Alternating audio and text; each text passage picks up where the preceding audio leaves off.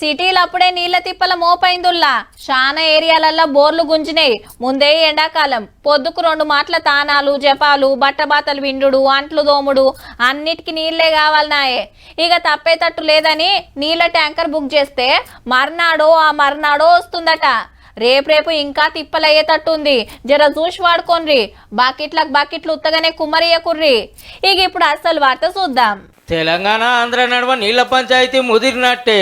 కృష్ణా ప్రాజెక్టుల మీద లొల్లెట్ల నడుస్తుండగానే గోదావరి నీళ్ల మీద కొత్తది మోపైంది. పోలవరం నింపుకొని ఇడికెళ్లి నాగార్జున సాగర్ కుడికాల్వలకు పంపి నల్లమల గుట్టల్లో సొరంగం కొట్టి రాయలసీమకు నీళ్లు పట్టుకపోవాలనేది చంద్రన్న పిలాను. ఇదే బనకచెర్ల ప్రాజెక్టు. మీదున్న మేం గోదావరి నీళ్లను వాడుకోక ముందుకే కిందున్న మీరెట్లాడు తిప్పుతారని మనోళ్ళు గుస్సైతాండ్రు. మొన్న ఢిల్లీలో సెంటర్ నీళ్ల మంత్రి పాటిల్ గారిని కలిసి కంప్లైంట్ గిన చేసిండ్రు ఆపాలని. మా కేటాయింపులు జరగకుండా మా ప్రాజెక్టుల యొక్క భవిష్యత్తు గందరగోళంలో అగమ్య గోచరంగా ఉన్నప్పుడు మీరు ఆంధ్రప్రదేశ్లో వరద జలాల మీద ప్రాజెక్టులు కట్టుకుంటామంటే అది తెలంగాణకి ఖచ్చితంగా అభ్యంతరం ఉంటుంది. గోదావరి మీద సమ్మక్క సారక్క సీతారామ ఇట్లా కొన్ని ప్రాజెక్టులు కట్టుకుంటున్నాం. ఈడెన్ని నీళ్ళు అక్కడి ఉంటాయో తేలినాక గప్పుడు ఆంధ్ర వాడుకోవాలనేది మన డిమాండ్. సముద్రంలోకి పోయే నీళ్లు నేను తీసుకుపోతానంటే దాన్ని కొంతమంది ఒక పార్టీ రాజకీయం చేస్తే వాళ్ళు చేశారు కాబట్టి మేము చేయకపోతే వెనకబడిపోతామని ఇంకొకరు మాట్లాడే పరిస్థితికి వచ్చారు. ఇది మంచిది కాదు.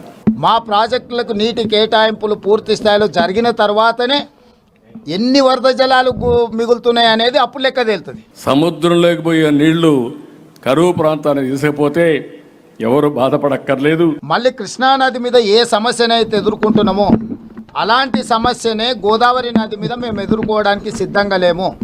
మరి కృష్ణానది మీద ఆంధ్ర గవర్నమెంట్ రప్ప ప్రాజెక్టులు కట్టుకుంటే మన ఏళ్లక మనం పెండింగ్ పడే వరకు అటు నీళ్లు ఇటేడారి.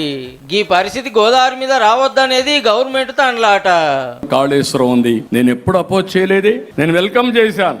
గోదావరి పైన మీరు ప్రాజెక్టులు కట్టండి. ఒకవేళ మీరు ఆ నీళ్లను వినియోగించుకోవాలనుకున్నప్పుడు మా ఉన్న ప్రాజెక్టుల యొక్క అనుమతులకు ఎందుకు అభ్యంతరం పెడుతున్నారు? ఈడ చెప్పుకోవాల్సిన ముచ్చటేందంటే సీఎంలు ఇట్లా కేసులు ఆడుతుండ్రు కానీ పాత సీఎంలు ఇద్దరు ప్రగతి భవన్లో కూకొని గోదావరి నీళ్ళనే పట్టుకపోయి రాయలసీమ రతనాల సీమ చేసే కార్యం గురించి పొంటల కమానం మీటింగ్ పెట్టుకున్నారు. కాకుంటే ప్రాజెక్టుల పేర్లే ఏరు.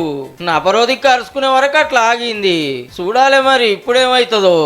చంద్రబాబు గారు ఆంధ్రప్రదేశ్ ప్రభుత్వం 2 కళ్ళ సిద్ధాంతమే నిజమైతే సమ్మక్క సాగర్, సీతమ్మ సాగర్, వార్ధా ప్రాజెక్టు, కాళేశ్వరం 3rd TMCలో తెలంగాణకు అనుమతులు ఇవ్వండి, మా ఆంధ్రప్రదేశ్ ప్రభుత్వానికి అభ్యంతరం లేదు అని వెంటనే కేంద్ర ప్రభుత్వానికి ఉత్తరం రాయండి.